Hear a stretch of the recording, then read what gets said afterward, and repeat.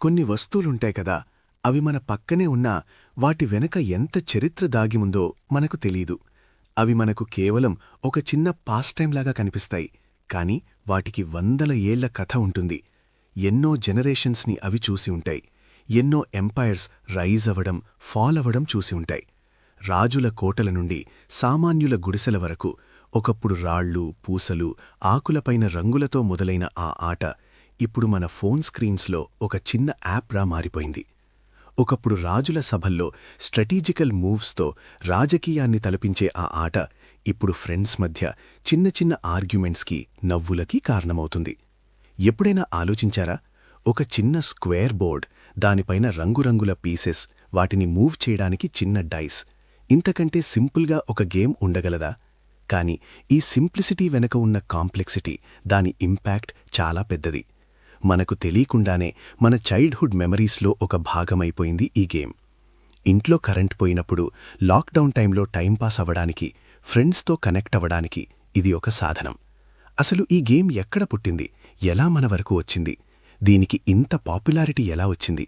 దాని వెనక ఉన్న రహస్యమేంటి? ఈ ప్రశ్నలన్నింటికీ సమాధానం తెలుసుకుంటే మన పక్కన ఉన్న ఈ చిన్న గేమ్ ఒక మ్యాజిక్లా కనిపిస్తుంది. ఆ మ్యాజిక్ పేరు లూడో. అవును, మీరు విన్నది నిజమే. మనం ప్రతిరోజు ఆడే లేదా మన పిల్లలు ఆడే, చాలామంది మొబైల్ ఫోన్స్లో ఎడిక్ట్ అయ్యే ఈ లూడో గేమ్ చరిత్ర చాలా ఇంట్రెస్టింగ్గా ఉంటుంది. దీని ఆరిజిన్స్ వెతుక్కుంటూ వెళ్తే మనం క్రీస్తుపూర్వం 6వ శతాబ్దంలోకి వెళ్ళాలి. అది కూడా ఎక్కడో యూరోప్లోనో చైనాలోనో కాదు, మన ఇండియాలోనే.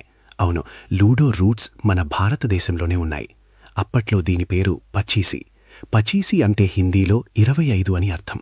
ఎందుకంటే అప్పట్లో డైస్ బదులు కౌరీ షెల్స్ని వాడేవాళ్లు. వాటిని వేసినప్పుడు వచ్చే హయ్యెస్ట్ స్కోర్ 25, అందుకే ఆ పేరు. పచీసి ఆటను రాయల్ గేమ్ ఆఫ్ ఇండియా అని పిలిచేవాళ్లు. రాజులు, రాణులు తమ కోటల్లో, సభల్లో ఈ ఆట ఆడేవాళ్లు. అక్బర్ లాంటి మొఘల్ చక్రవర్తులు కూడా పచీసి ఆడారట. ఫతేపూర్ సిక్రీలో ఉన్న మొఘల్ ప్యాలెస్ ప్రాంగణంలో పెద్ద పచీసి బోర్డుని ఇప్పటికీ చూడొచ్చు. పర్షియన్ కార్పెట్స్ మీద ఈ గేమ్ ప్యాటర్న్స్ వేసి నిజమైన మనుషులతో పీసెస్ లాగా ఆడించేవాళ్లట. ఎంత వైభవంగా ఉండుంటుంది ఆ ఆట అప్పుడు. ఆ టైంలో ఈ ఆట కేవలం ఎంటర్టైన్మెంట్ కోసం మాత్రమే కాదు, అది ఒక స్ట్రాటజీ గేమ్. చెస్ లాగే ఇందులో కూడా మూవ్మెంట్ ప్లానింగ్, అపోనెంట్ని బ్లాక్ చేయడం, తన పీసెస్ని సేఫ్లీ హౌజ్లోకి తీసుకురావడం లాంటివి ఉండేవి.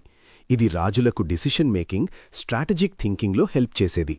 ఇమాజిన్ చేయండి, రాజులు తమ రాజ్యాన్ని పాలించడానికి అవసరమైన లెసన్స్ని ఈ గేమ్ ద్వారా నేర్చుకునేవారు. అది కేవలం లక్తో కూడుకున్న గేమ్ కాదు, స్కిల్ కూడా ఉండేది. కాలక్రమేణా ఈ పచీసీ గేమ్ వేరువేరు రూపాల్లో, వేరువేరు పేర్లతో భారతదేశమంతటా విస్తరించింది. ఉదాహరణకు తమిళనాడులో పార్చీసీ, ఆంధ్రప్రదేశ్లో అష్టచమ్మ లేదా పచిగొల్లు, కర్ణాటకలో చౌకాబారా. వీటి రూల్స్లో చిన్న చిన్న వేరియేషన్స్ ఉన్నా కోర్ కాన్సెప్ట్ మాత్రం ఒకటే.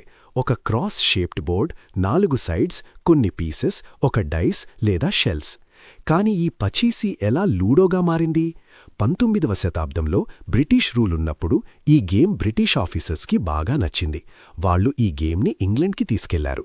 అక్కడ 1891లో లూడో అనే పేరుతో దీనికి పేటెంట్ లభించింది. లూడో అంటే లాటిన్లో నేను ఆడుతున్నాను అని అర్థం.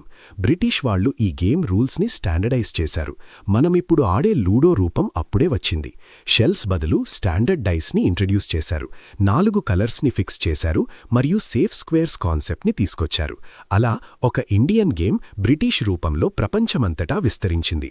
లూడో గేమ్లో ఉన్న ఇంకో ఇంట్రెస్టింగ్ విషయం ఏంటంటే, దీనికి ప్రపంచవ్యాప్తంగా చాలా వర్షన్స్ ఉన్నాయి. యుఎస్లో దీనిని పార్చీసీ అని పిలుస్తారు, కానీ ఒరిజినల్ పార్చీసీ కన్నా కొంచెం డిఫరెంట్గా ఉంటుంది. స్పెయిన్లో పార్చీస్, జర్మనీలో మెన్ష్ ఎర్గరేడిష్ నిష్ట్ అంటే మ్యాన్ డోంట్ గెట్ యాంగ్రీ, కెనడాలో ట్రబుల్ ఆర్ అగ్రవేషన్. ఈ పేర్లన్నీ ఈ గేమ్లోని ఫ్రస్ట్రేషన్, ఫన్నీ రిఫ్లెక్ట్ చేస్తాయి. అంటే ఒక సింపుల్ గేమ్ ప్రపంచంలోని వేర్వేరు కల్చర్స్కి తనదైన విధంగా అడాప్ట్ అయింది. ఈ వర్సిటాలిటీ లూడోకి ఉన్న ప్రత్యేకత. మరి ఈ మోడర్న్ లూడో మన డిజిటల్ ఎరాలోకి ఎలా ఎంటర్ అయింది? చాలా కాలం పాటు లూడో అంటే ఒక ఫిజికల్ బోర్డ్ గేమ్గానే ఉండేది. ఫ్రెండ్స్, ఫ్యామిలీ మెంబర్స్తో ఇంట్లో కూర్చొని ఆడుకునే ఆట. ప్లాస్టిక్ పీసెస్, కార్డ్బోర్డ్ బోర్డ్, ఒక చిన్న డైస్, ఇదే లూడో.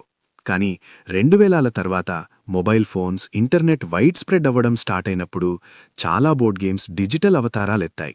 లూడో కూడా అంతే.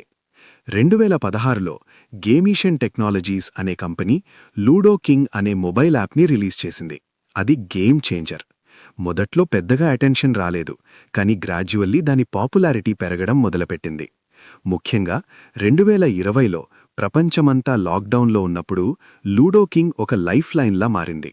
జనాలకు ఇంట్లో ఉండి టైంపాస్ చేయడానికి, తమ ఫ్రెండ్స్, ఫ్యామిలీ మెంబర్స్తో కనెక్ట్ అవ్వడానికి ఇది ఒక బెస్ట్ ఆప్షన్. ఆ టైంలో లూడో కింగ్ డౌన్లోడ్స్ కొన్ని 100 మిలియన్లు దాటిపోయాయి. ఒకానొక దశలో అది ఇండియాలో మాత్రమే కాదు, ప్రపంచంలోనే మోస్ట్ డౌన్లోడెడ్ గేమ్ యాప్స్లో ఒకటిగా నిలిచింది. లూడో కింగ్ లాంటి యాప్స్ గేమ్ని మరింత యాక్సెసిబుల్ చేశాయి. ఎక్కడైనా, ఎప్పుడైనా, ఎవరితోనైనా ఆడచ్చు. ఆన్లైన్ మల్టీప్లేయర్ ఆప్షన్తో ప్రపంచంలో ఎక్కడున్న వారితోనైనా ఆడగలిగే అవకాశమొచ్చింది. వాయిస్ చాట్, ఇమోజీ రియాక్షన్స్ లాంటి ఫీచర్స్తో ఇంటరాక్టివ్ ఎలిమెంట్ కూడా పెరిగింది. ఇది కేవలం ఒక గేమ్ కాదు, ఒక సోషల్ టూల్గా మారింది. ఫ్రెండ్స్తో కనెక్ట్ అవ్వడానికి, కొత్త ఫ్రెండ్షిప్స్ ఏర్పరుచుకోవడానికి, లేదా స్ట్రెస్ఫుల్ సిచ్యువేషన్స్లో ఒక చిన్న బ్రేక్ తీసుకోవడానికి. కానీ ఈ డిజిటల్ లూడోకి కొన్ని నెగటివ్ సైడ్స్ కూడా ఉన్నాయి. ఒకప్పుడు కళ్ళెదురుగా ఉండే ఫ్రెండ్స్తో నవ్వుతూ, అరుస్తూ ఆడుకునే ఆట ఇప్పుడు స్క్రీన్స్కి అతుక్కుపోయి ఆడాల్సి వస్తుంది. దీనివల్ల డిజిటల్ అడిక్షన్ పెరిగే అవకాశముంది.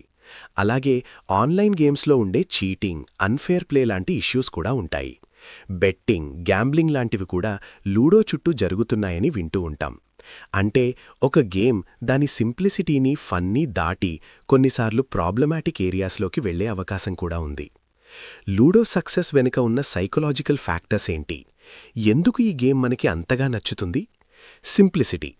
రూల్స్ చాలా సింపుల్గా ఉంటాయి, ఎవరైనా ఈజీగా నేర్చుకోవచ్చు. Luck versus skill. ఇది ప్యూర్ లక్ గేమ్ కాదు, ప్యూర్ స్కిల్ గేమ్ కాదు.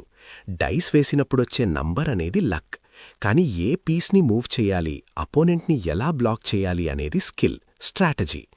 ఈ రెండింటి కాంబినేషన్ ఆటని ఆసక్తికరంగా మారుస్తుంది. సాటిస్ఫాక్షన్.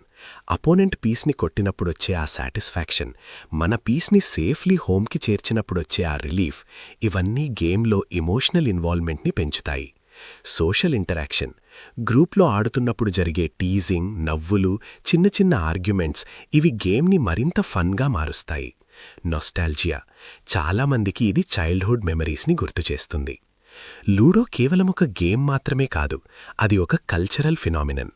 ఒకప్పుడు రాజుల ఆటగా మొదలై సామాన్యుల ఇంటి ఆటగా మారి ఇప్పుడు ప్రపంచవ్యాప్తంగా మొబైల్ స్క్రీన్స్లో రాజ్యమేల్తోంది. దీని ప్రయాణం వేల సంవత్సరాలు సాగింది.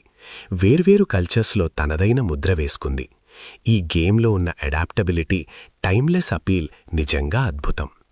ఆలోచించండి, ఒక సింపుల్ బోర్డ్ గేమ్ మన జీవితంలో ఎన్ని ఇమోషన్స్ని జనరేట్ చేస్తుంది?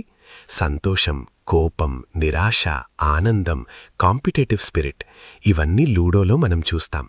ఇది మనకి తెలియకుండానే పేషెన్స్ నేర్పుతుంది, రిస్క్ టేకింగ్ గురించి చెప్తుంది, కొన్నిసార్లు ఓటమిని స్వీకరించడం ఎలాగో నేర్పిస్తుంది. జీవితం కూడా లూడోలాగే.